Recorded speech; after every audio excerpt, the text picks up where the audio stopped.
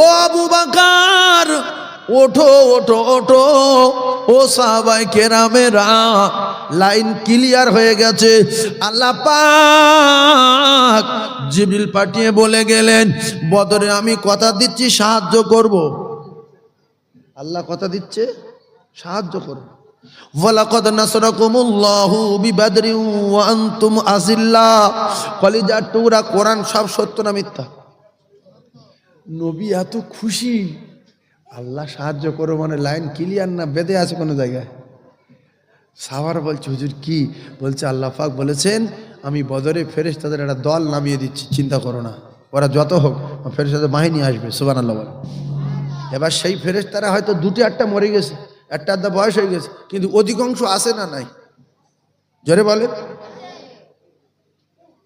একটা আধা হয়তো বয়স হয়ে গেছে, একটা আধা মরে গেছে, 14-15 আগের বছর কথা। তো সব ফেরেশতা, অধিকাংশ ফেরেশতা আসে না নাই? আল্লাহ আপনাদের কবুল করেন, যে অধিকাংশ ফেরেশতা আছে এটা যে বলছেন, আল্লাহ কবুল করেন। তা সেই সমস্ত ফেরেশতারা যারা বুড়ো হয়ে গেছে ওদের কথা ছেড়ে দেন, কিন্তু সেই ফেরেশতারা আছে। ফেরেশতারা বুড়ো হয় না? হয় না? হয়। হ্যাঁ বলছে ফেরেশতারা বুড়ো হয়। ফেরেশতা নাই, বুড়ো হয়ে গেছে।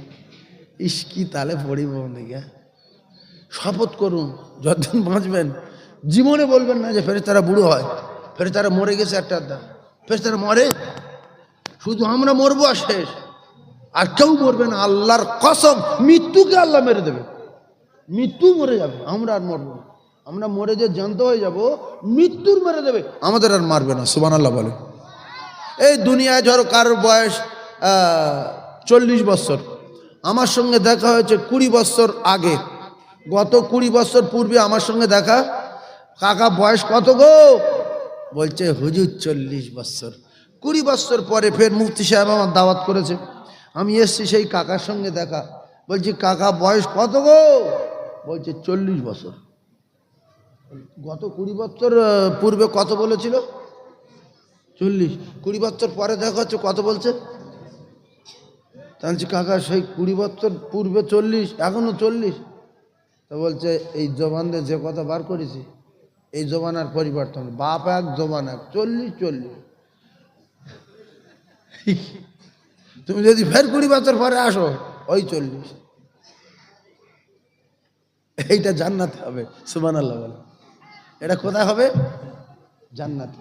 যার বয়স 33, কোটি কোটি বছর চলে যাবে। 33। সুবহানাল্লাহ বলে। দরুদ শরীফ পড়েন। আল্লাহুম্মা সাল্লি আলা সাইয়্যিদিনা মাওলানা মুহাম্মদ ওয়া আলা আলি সাইয়্যিদিনা মাওলানা মুহাম্মদ সাল্লাল্লাহু আলাইহি ওয়াসাল্লাম।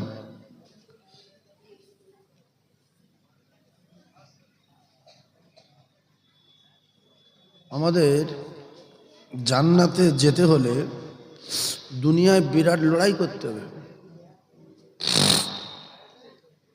লড়াইটা কিসের? বেঈমানের সঙ্গে লড়াই করতে হবে। বেঈমানটা কে? যে দরুদ পড়তে দেয় না, সে চলো বড় বেঈমান, বহুত পুরানো বেঈমান, তার নাম ইবলিস। তার নাম কি? ইবলিস। আর রসুল বলেছে আমার উম্মতের ভিতরে সবচেয়ে বড় আল্লাহর দুশমন হলো ওই যে আমার নাম শুনে চুপ করে থাকে, দরুদ পড়ে না, এর কপালে আগুন লাগুক। আর ইবলিস বলছে তোরা পড়িস, তোর কপালে যদি আগুন লাগে বা বাস পড়ে তাহলে আমার ভালো হবে, আমার সঙ্গে দোজখে যাবি। সেই জন্য সোনার নাম ইমান না। কোরআন শরীফ পড়লে কাফের থাকে, কলমা পড়লে কাফের থাকে। একটু ওয়াজ ভালো করে বই দিয়ে হবে। আমি কলমা পড়ি, আমি বিয়ার বাবার বটা, তুমি কলমা পড়েছো পরিষ্কার কাফের। কোরআন শরীফ এক খতম করে প্রত্যেক দিন পড়বে, কাফের খাতার থেকে নাম কাটবে না। ও টুপি কত বাগদি মাথায় দেয়, কত খ্রিস্টানের মাথায় টুপি আছে, দাড়ি কত হিন্দুই রাখে, কলমা কত বাগদি জানে, কত পাদ্রি জানে, কত ব্রাহ্মণ জানে, জানে না জানে না? কলমা জানে না জানে না? তো তাদের আর আমাদের তফাৎ কি? আমরা মানি, ওরা মানে না। আমরা মানি, ওরা মানে না। এই মানার নাম ইমান। তা দরুদ পড়া ভালো আমরা সবাই জানি, নামাজ পড়া ভালো সবাই জানি, টুই মাদা ভালো সবাই জানি, দাড়ি রাখা ভালো সবাই জানি, বামার খিদমত করা ভালো সবাই জানি, আলেমদের ভালোবাসা খুব ভালো সবাই জানি, কিন্তু মানি না। এবার শয়তানের তো খারাপ। শয়তান এদের দেখে লজ্জা পায় যে আমি কেন একে নাচলুম, আমার তো ডেঞ্জারের লোক একে নাচে। এই সময়টা যদি অন্য জায়গায় দিত তো আমার আরও কিছু কাজ হতো।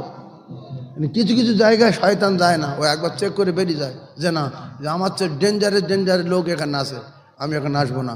এই জন্য বহু লোক মুসলমান শুক্রবার দিন নামাজ পড়ে না। এরকম লোক চোখে দেখেছেন কি? নেই, আসে না? নাই, শুক্রবার যায় না। তা মন্দিরে যা, না মন্দিরে আমি যাই। গির্জায় যা, না আমি যাবো না। শাঁখ বাজা, আমি পারি না। মসজিদ চ, আমি যাবো না। তো কে এ কি ম্যাথর না মুদ্দ ভরায় না কি? কিছু বোঝাই যাচ্ছে না। আরও জিজ্ঞাসা করো, তোর তৈরি করেছ কে? আল্লাহ। নবী, হ্যাঁ নবী খুব ভালো। কোরআন শরীফ, হ্যাঁ সাংঘাতিক জিনিস। তা নামাজ পড়তে কোরআন বলেছে, হ্যাঁ বলে। চলো না। দরুদ বিশাল জিনিস, পড়লে কি 10টা রহমত, তা পড়ো, ও সময় নেই। এই জন্য ইসলাম ধর্ম এত ভালো, এত শান্তির ধর্ম, আল্লাহর মনোনীত ধর্ম। এই ধর্ম মারামারি পেটাপেটি কিচ্ছু নেই। তুমি নামাজ পড়বে না, কেটে পড়ো। কলমা পড়বে না, ওঠে পড়ো। আলেম মানবে না, সরে পড়ো। মারামারির ব্যাপার নাই। কিছু লোক মনে করলে আমি নামাজ পড়বো না, তুমি না পড়ো কার ক্ষতি করবে? তোমার বাপের না তোমার 14 পুরুষই, তোমার ক্ষতি হবে। আল্লাহর কসম কেউ পরিচয় দেবে না। যে যার মাল সংগ্রহ করবে সে জান্নাত থেকে কবরে বাঁচবে, হাসরে বাঁচবে, মিজানে বাঁচবে, ফুলসুরাতে বাঁচবে। তুমি নামাজ পড়বে কি না পড়বে তোমার ব্যাপার।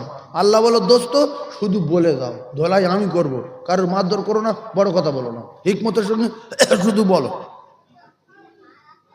এই জন্য এই আলেম আলামা যে বলছে, এই নবীর মেম্বারে বসে বলছি, রেকর্ড হচ্ছে, যতদিন দুনিয়ায় বাঁচবেন যদি মানেন তো জলসায় যাবেন, মসজিদ মানেন তো মসজিদে যাবেন। কারণ খুশি করার জন্য যদি নামাজ পড়তে যান কপালে আগুন লাগবে না, বেই খারাপ বলবে, ভাড়া বাইয়ে সেটু যাই, মনে হয় এটা নামাজি, আমি যদি না যাই কি বলবে? আল্লাহ বলবে তোর বের আর তোর বোনার আর তোর ভাইরা আবার কাজদের নিয়ে কি লিখে যা, তো জবান বন্ধ করে তোর কপাল আগুন লাগাবো আমি আজকে। এই জন্য আল্লাহ বলে কেউ যদি থেকে থাকে, রসুল আল্লাহর দোস্ত মোহাম্মদ রসুল্লাহ বলে একজন মহামানব আল্লাহ যদি পাঠিয়ে থাকেন, আমরা যদি বিশ্বাস করি, মেনে নেন, মেনে নেন। তুমি যদি নামাজ না পড়ো, ও জুমার নামাজ হয়ে যাবে, তোমার জন্য আটকাবে না। তুমি যদি জলসায় না আসো, জলসা হয়ে যাবে, তোমার জন্য আটকাবে না। তুমি যদি জলসায় দান না করো, মাদ্রাসা বন্ধ হবে না। তুমি যদি রমজান মাসে রোজা না রাখো, রমজান আটকাবে না। কার ক্ষতি করব?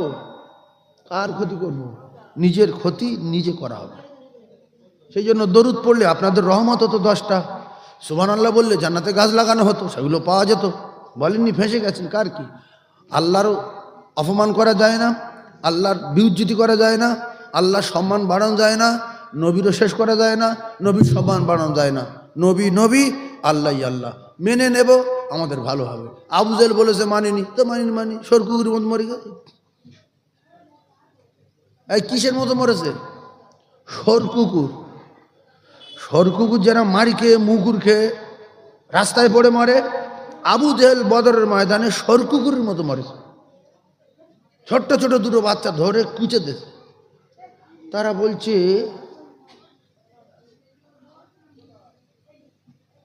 আব্দুল আল্লাহ রসুলের এক সাহাবী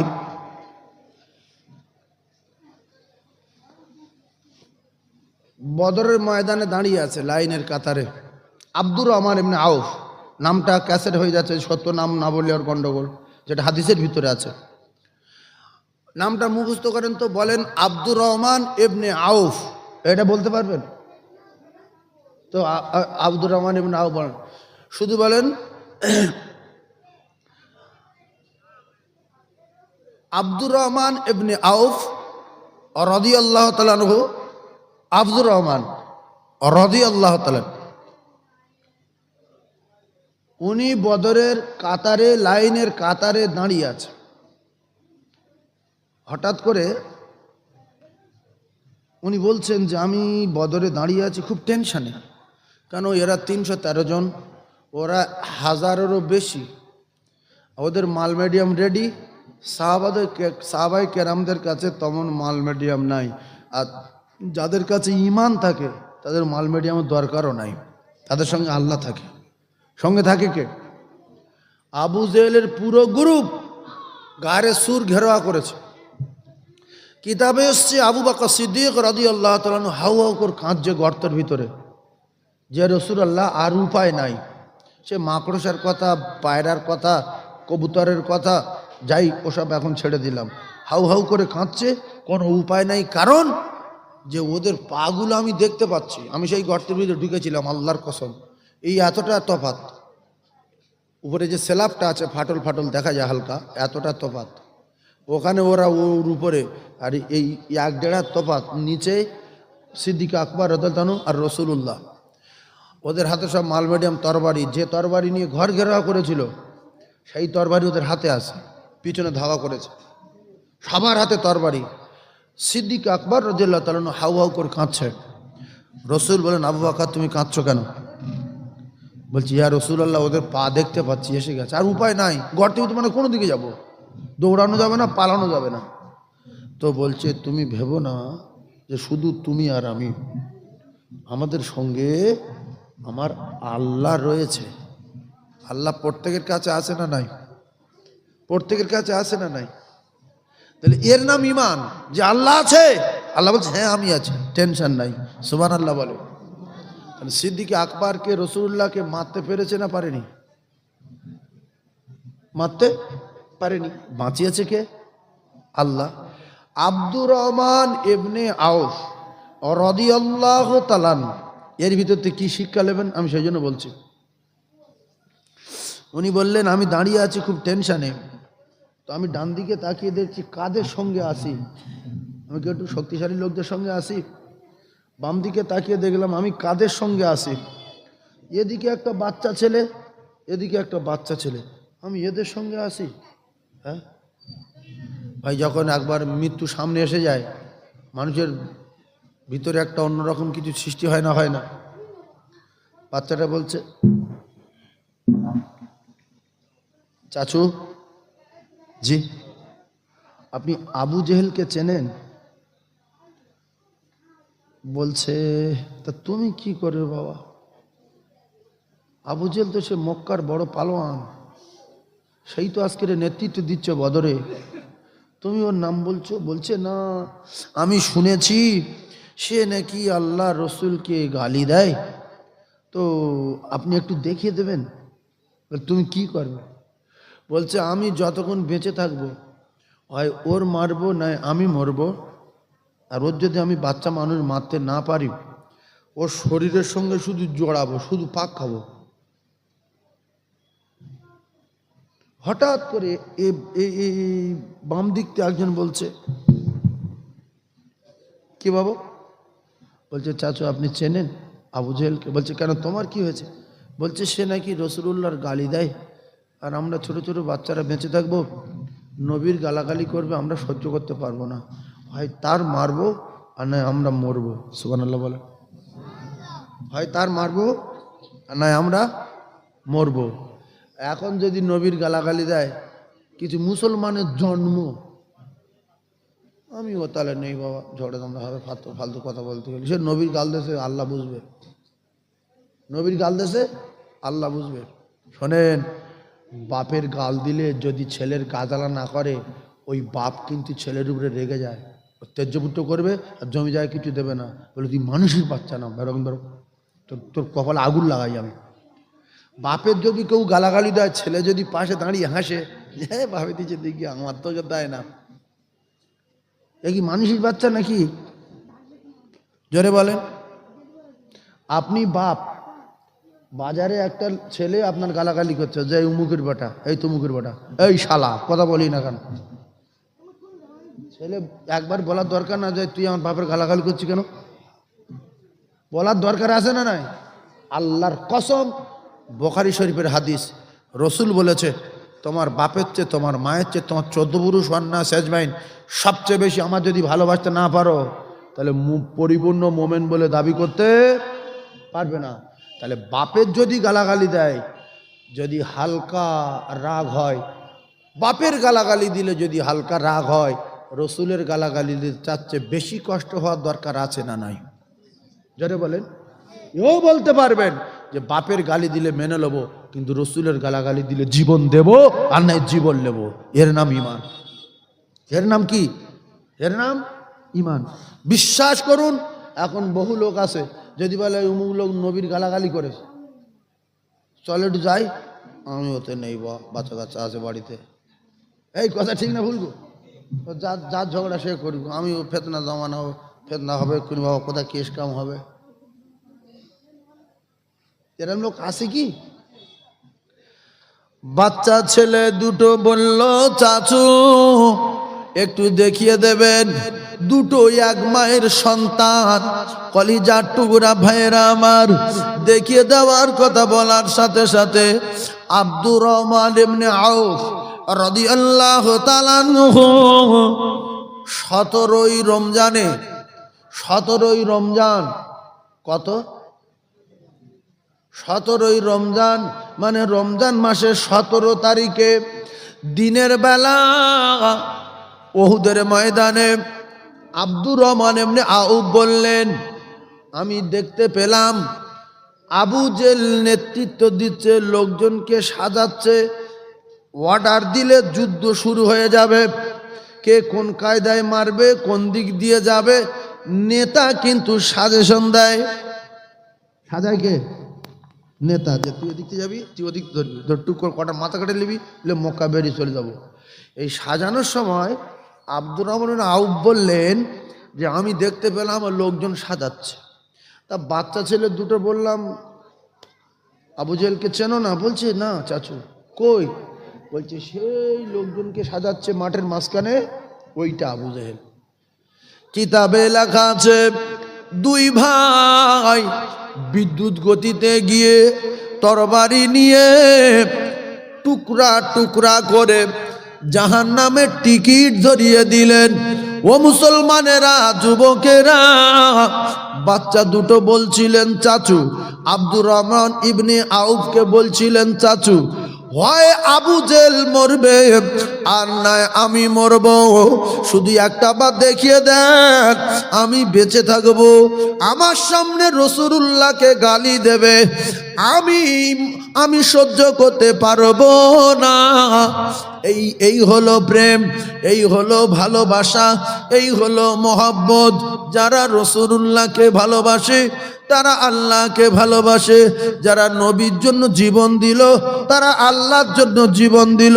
আর আল্লাহ পাকের ওয়াদা, আমার দোস্তের সঙ্গে যারা বিরাট ভালোবাসা করবে, বিরাট মহব্বত করবে, ইত্তেবা অনুসরণ অনুকরণ করবে, ওয়াগফির লাকুম যুনুবাকুম ওয়াল্লাহু গফুরুর রহিম, আমি তার বিগত জিন্দেগির গুনাহ খাতা মাফ করে দেব। জোরে বলুন। তাহলে আমরা বাপের ভালোবাসি না নবীর বেশি ভালোবাসি? বাপের না নবীর? কিছু লোক ভাবছে, বলি বাপের না নবীর? বলে যারা ভাববে এদের অবস্থা খুব খারাপ। এক কথায় বলতে হবে যে বাপের চেয়ে বেশি ভালোবাসি নবীর। বাপ পালাবে আর নবী বলবে আমার কাছে আয়, এদিকে আয়, পানি খাবি আয়। নবী কোটি কোটি গেলাস নিয়ে বসে থাকবে, আল্লাহর কসম, কোটি কোটি আসমানের তারকার চেয়ে বেশি গেলাস। আর নবীকে তো আল্লাহ পাক হাউসে কাউসার দিয়ে দিয়েছেন। সুবহানাল্লাহ বলেন। হাউসে কাউসার কার দিয়েছেন? আল্লাহ নবীকে দিয়ে দিয়েছেন, মাকামে মাহমুদ দিয়ে দিয়েছেন, যাতে করে আমার দোস্ত কোনো কষ্ট না পায়। তাহলে যুদ্ধ শুরু হলো, স্টার্ট হলো কখন? 17ই রমজান সকাল থেকে রেডি। 16 তারিখে রাতের বেলা কি হয়েছে? 16ই রমজান রাতের বেলা সাহাবায়ে কেরামদের নিয়ে রাসূলুল্লাহ আলোচনা করতেছিলেন কি হবে, কি করা যায়। এক বাক্যে সাহাবারা বললেন কোনো টেনশন নাই, আপনি চিন্তা করবেন না, দোয়া করেন, দেখে নেব। কিন্তু রাসূলুল্লাহ খুব টেনশনে পড়ে গিয়েছিল। কিতাবে লেখা, বিশ্বনবী রাতের বেলা হাত তুলে আল্লাহর কাছে এত কান্না কাঁদছে। সিদ্দিক আকবর বলেন, কাঁদতে কাঁদতে রাসূলুল্লাহর ঘাড়ের চাদরটা পড়ে গেছে মাটিতে। আমি চাদরটা তুলে ঘাড়ে দিয়ে বললাম, ইয়া রাসূলুল্লাহ, আপনি যথেষ্ট কান্না কেঁদেছেন। রাসূল বলছে, আল্লাহ, ওগো আমার আল্লাহ, এই বদরের ময়দানে আমরা মাত্র 313 জন, ওরা হাজার হাজার কাফের। ওগো আমার আল্লাহ, আপনি যদি আমাদের সাহায্য না করেন, আমাদের মদদ না করেন, ওগো আমার আল্লাহ, এই কটা যদি বদরে মেরে দেয়, তাহলে দ্বীন ইসলাম প্রচার প্রসার করার মতো আর দুনিয়ায় কেউ থাকবে না। আল্লাহ আপনি সাহায্য করুন। আল্লাহ আপনি শক্তি দেন, ক্ষমতা দেন। আল্লাহর কাছে শক্তি আছে না নাই? সেই শক্তি তখন ছিল না, এখনো আছে। সিদ্দিক আকবর বললেন, চলেন ঘুমিয়ে পড়ি, আল্লাহ আছে। আল্লাহ আছে না নাই? ঘুমিয়ে পড়লেন। ভোরের বেলা রাসূলুল্লাহ বিরাট খুশি। ও আবু বকর, ওঠো ওঠো ওঠো, ও সাহাবায়ে কেরামেরা, লাইন ক্লিয়ার হয়ে গেছে। আল্লাহ পাক জিবরিল পাঠিয়ে বলে গেলেন, বদরে আমি কথা দিচ্ছি সাহায্য করব। আল্লাহ কথা দিচ্ছে সাহায্য করব। ওয়ালাকাদ নাসরাকুমুল্লাহু বিবাদরি ওয়া আনতুম আযিল্লা। কলিজার টুকরা, কোরআন সব সত্য না মিথ্যা? নবী এত খুশি, আল্লাহ সাহায্য করো মানে লাইন ক্লিয়ার না, বেঁধে আছে কোনো জায়গায়। সাহাবারা বলছে, হুজুর কি বলছে? আল্লাহ পাক বলেছেন, আমি বদরে ফেরেশতাদের একটা দল নামিয়ে দিচ্ছি, চিন্তা করো না, ওরা যত হোক ফেরেশতাদের বাহিনী আসবে। সুবহানাল্লাহ বলে। এবার সেই ফেরেশতারা হয়তো 2-8টা মরে গেছে, একটা আধা বয়স হয়ে গেছে, কিন্তু অধিকাংশ আসে না নাই? জোরে বলে। একটা আধা হয়তো বয়স হয়ে গেছে, একটা আধা মরে গেছে, 14-15 আগের বছর কথা। তো সব ফেরেশতা, অধিকাংশ ফেরেশতা আসে না নাই? আল্লাহ আপনাদের কবুল করেন, যে অধিকাংশ ফেরেশতা আছে এটা যে বলছেন, আল্লাহ কবুল করেন। তা সেই সমস্ত ফেরেশতারা যারা বুড়ো হয়ে গেছে ওদের কথা ছেড়ে দেন, কিন্তু সেই ফেরেশতারা আছে। ফেরেশতারা বুড়ো হয় না? হয় না? হয়। হ্যাঁ বলছে ফেরেশতারা বুড়ো হয়। ফেরেশতারা নাই, বুড়ো হয়ে গেছে। ইস কি তালে পড়িব দিকে।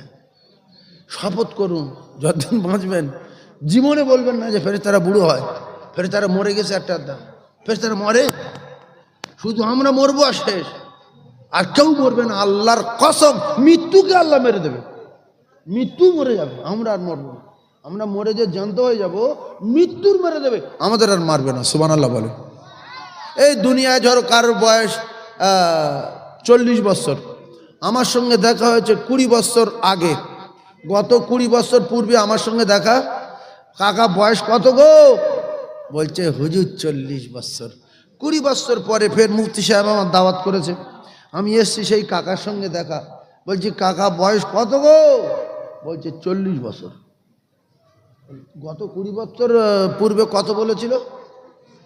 40। 20 বছর পরে দেখা হচ্ছে, কত বলছে? বলছি কাকা সেই 20 বছর পূর্বে 40, এখনো 40। তো বলছে এই জবানদের যে কথা বার করেছি, এই জবানার পরিবর্তন, বাপ এক জবান এক, 40। তুমি যদি ফের 20 বছর পরে আসো, ওই 40। এইটা জান্নাতে হবে। সুবহানাল্লাহ বলে। এটা কোথায় হবে? জান্নাতে। যার বয়স 33, করোড় করোড় করোড় করোড় করোড় করোড় কোটি কোটি বছর চলে যাবে। 33। সুবহানাল্লাহ বলে। 33। জীবনে 33.5, 34.5 হবে না। এইবারে বোঝার চেষ্টা করুন, ফেরেশতাদের দল নামবে। কেন আমি বললাম এই কথাটা? প্রথমে একটু বুঝতে হবে, বিশ্বাস কত বড়, বিশ্বাসের কত বড় ক্ষমতা। ও কলিজার টুকরা ভাইরা আমার, মেনে নিয়েছিল সাহাবায়ে কেরাম। আল্লাহ কথা দিয়েছেন, আল্লাহ বদরে ফেরেশতাদের বাহিনী নামিয়ে দেবেন। ও মুসলমানেরা, যুবকেরা, জনেরা, আমার আল্লাহ পাক বদরের ময়দানে ফেরেশতাদের বাহিনী নামানোর আগে এই বেঈমানের লোকজন যখন মার খেয়ে গেল, আবু জেহেল, তখন টিমটা পুরো ভেঙে গেছে। নেতা পড়ে গেলে আর টিম কি মজবুত থাকে না, ভেঙে যায়? মাথা পড়ে গেছে, দুর্বল হয়ে গেছে না, যায়নি? এইবারে ওদের মধ্যে আবু সুফিয়ান ওই বদরের যুদ্ধ ছিল না। কে ছিল না? কটা কাফেরের নাম বলছি, মুখস্থ করেন, পরে তো রাদিয়াল্লাহু তাআলা হয়ে গেছে। বদরের যুদ্ধে আবু সুফিয়ান ছিল না। আর একটা বড় বেঈমান, বহুত পুরানো বেঈমান, এই বেঈমানের নাম আবু লাহাব। এই বেঈমান বদরের যুদ্ধে যায়নি। আবু লাহাব যায়নি, আবু সুফিয়ান যায়নি। উমাইয়া ইবনে খালদ ও যাব না বলেছিল, কিন্তু আবু জেহেল যেতে বাধ্য করেছে। ভুলে ভুলে নিয়ে গেছে, যাওয়ার সঙ্গে সঙ্গে ওর 12টা বেজে ধাক্কে বাড়ি যাবে। ওর নাম কি? উমাইয়া ইবনে খালদ। আপনারা যে শুনছেন, আর আমি এই দিকে শুধু ভাবছি যে এইটা তো কাল সকালে ছেড়ে দেবে, তাহলে পুরো পৃথিবীর সামনে কথাগুলো বলছি, একটু কলিজায় গিঁথেলেন, কলিজায় গিঁথেলেন। উমাইয়া ইবনে খালদ ও গিয়েছিল, ওর ব্যবস্থা করে দিয়েছে। তাহলে বলার কথা হলো, অহংকার, ইন্নাল্লাহা লা ইহিব্বু মান কানা মুখতালান ফখুরা। মাল মিডিয়াম আছে বলে অহংকার করো না, ঢিল মারলে মরে যাবে। একটা মোস্তান ডবল ব্যারেল মেশিনলে শুধু বলছে সব শেষ করে দেবো, আর নেগলা লোক আদলা হিনলে পিছন দিক দিয়ে মেরে হয় না, হয় না, হয় না, হয় না। বেশি অহংকার ভালো না। তো আবু জেহেলের নেতৃত্বে 3টে মোস্তান পাঠিয়েছিল। রাসূলুল্লাহ সাহাবাদের মাথা কেটে লো বলে। কটা মোস্তান? জীবনে মুখস্থ করে দেন গো, 3টে মোস্তান। অহংকার। বলল, উতবা তুমি যাও তো, সাহেবা যাও, আর অলিদ যাও, তোমরা 3 জনে গিয়ে ওই 300 আছে মোহাম্মদের ভক্ত, টুক করে ধরে মাথাগুলো কেটে লাও, লে চলো মক্কায় চলে যাও। এ চুটকেতে সময় কি লাগবো, চুটকে, কটা চুটকে, চল চলে যায়। তো রাসূলুল্লাহ এই খবর শুনে ওরা 3 জনে এসে রাশ করছে, তোদের ভিতরে কোনো মোস্তান টোস্তান নেই, লাগবি আমাদের সাথে? না, যাব, গেলে কিন্তু সব মাথা কাটালো। ভাই সাহাবায়ে কেরাম টনটন ইমান, দুর্বল ইমানদার ছিলেন না। পৃথিবীর ক নম্বর ইমানদার? 1 নম্বর। আর রাসূলুল্লাহ বলছে দাঁড়াও, তোমরা দাঁড়াও। ওরা অহংকার করছে করুক, তাকাব্বরি করছে করুক, একটা কথা শোনো। ওরা 3 জন তো বলছে হ্যাঁ। রসুল মাঠে নেই, অনেকটা দূরে।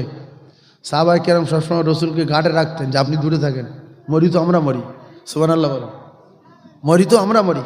যেমন আবু বকর সিদ্দিক বললেন, ইয়া রাসূলুল্লাহ, মরি তো আমি আগে মরি, আমি গর্তের ভিতরে ঢুকে যদি সাপ থাকে বা কিছু নোংরা আবর্জনা থাকে, হিংস্র জন্তু যেন থাকে, তো আমার মেরে দেবে, আমার জানের বিনিময়ে আপনি বেঁচে যাবেন, আমি আগে যাই। কেতাবে এসছে আবু বকর সিদ্দিক গারে সুরে আগে ঢুকেছিলেন। এদিকে গেল, রাসূলুল্লাহকে দূরে রেখে। তো রসুল বললেন, ও বিরাট রাশ করছে, রাশ করলে শোনা যাচ্ছে যে বিশাল ব্যাপার মস্তান আছে। রসুল বলে, ঠিক আছে, আমাদের যাওয়ার দরকার নেই, ওরা 3 জন, আমরা সব যাব না, আমরাও 3 জন। আমরাও কজন? 3 জন। রসুল বললেন, আমার আলী, তুমি রেডি হয়ে যাও 1 নম্বরে। ওরা 3 জন, আমি যে 3 জনের নাম বলবো, এই 3 জন চলে যাবে। কলিজার টুকরা ভাইরা আমার, 2য় নাম্বার রসুল বদরে প্রথমবারই নাম করেছিলেন হযরতে হামজা রাদিয়াল্লাহু তাআলা আনহু। 2 নম্বরে হামজা, 3য় নম্বরে আল্লাহর নবীর সাহাবী হযরতে আবু উবাইদা রাদিয়াল্লাহু তাআলা আনহু। তাহলে এরা 3 জন, এরা 3 জন। বদরের যুদ্ধ শুরু, রেডি, সামনাসামনি লড়াই। ওই যে ফেরেশতা আসবে। এইবার শোনেন, বদর যুদ্ধ কি করে শুরু হলো। এরা 3 জন, বলেন, মুখে বলেন। এরা তিনজন, রাসূলুল্লাহদের তিনজন, কাফেরের তিনজন, মোমেন তিনজন। মোমেন তিনটে নাম কি? একটার নাম হযরত আলী কাররামাল্লাহু ওয়াজহাহু, পৃথিবীর জমিনে আল্লাহ পাক বাগ করে পাঠিয়েছিলেন শেরে খোদা আলীর হাতে জুলফিকার। জোরে বলেন সুবহানাল্লাহ, আরো জোরে বলেন। আচ্ছা, এইটুকুন যা শুনেছেন, ওরা তিনজন দাঁড়াতে পারবে কি? জোরে বলেন, পারবে? এখান তো আমাদের বোঝা হয়ে গেছে যে ধুলো করে দেবে। কেন? জুলফিকার কার হাতে? হযরত আলীর হাতে। শুধু ধুলোর মধ্যে উড়বে। তো আলী